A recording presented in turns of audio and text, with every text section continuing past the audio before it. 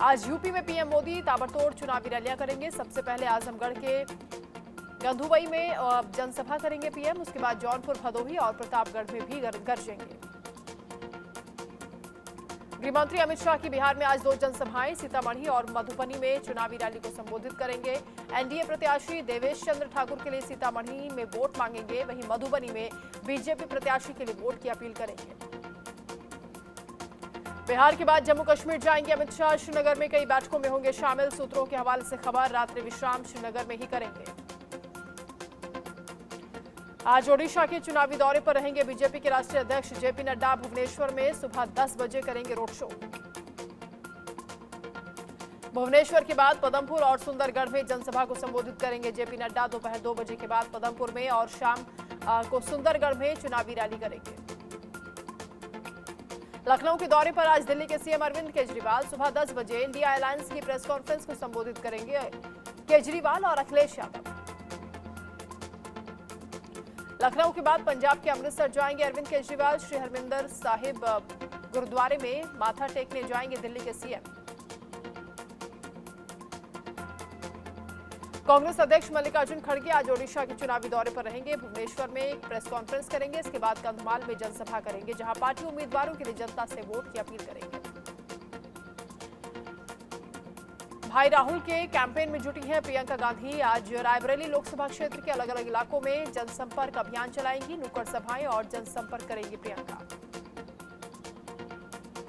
दोपहर बाद भोजपुर, सुरेनी और लालगंज में नुक्कड़ सभाएं करेंगी। भाई राहुल के लिए लोगों से करेंगी वोट की अपील।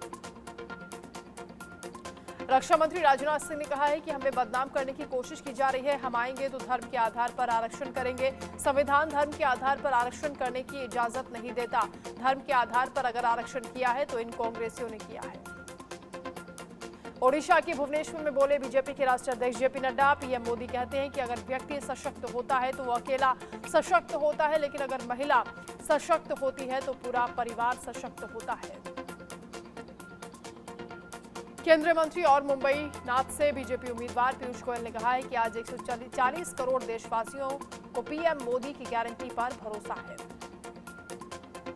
रायबरेली में राहुल गांधी के लिए कैंपेन कर रहे सीएम सुक्खू ने कहा कि रायबरेली कांग्रेस पार्टी का पारंपरिक गढ़ रहा है। रायबरेली की जनता को एक ऐसे राष्ट्रीय नेता को वोट डालना है जो हिंदुस्तान के भविष्य की राजनीति को तय करेगा। हावड़ा में बीजेपी उम्मीदवार के लिए कैंपेन कर रहे राजस्थान के मुख्यमंत्री भजनलाल शर्मा ने कहा कि ममता सरकार तुष्टीकरण के आधार पर चल रही है और बंगाल की जनता सरकार के तुष्टीकरण और भ्रष्टाचार के कारण निराश है।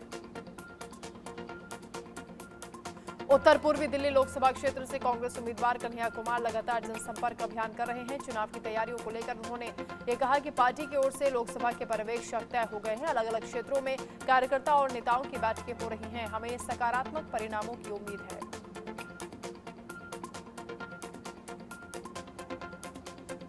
तृणमूल कांग्रेस के महासचिव और डायमंड हार्बर से टीएमसी उम्मीदवार अभिषेक बनर्जी ने बैरकपुर में बोरोपोल से जाफरपुर मोड़ तक रोड शो किया। इस दौरान टीएमसी समर्थकों की भारी भीड़ दिखाई दी।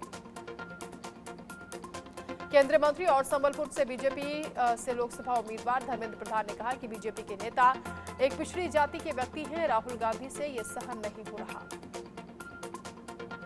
बिहार के पूर्व उप मुख्यमंत्री और राजद नेता तेजस्वी यादव ने कहा कि बीजेपी महंगाई की मां और बेरोजगारी के बाप है। पहली बार मतदान करने वाले सभी मतदाता बीजेपी के खिलाफ मतदान कर चुके हैं।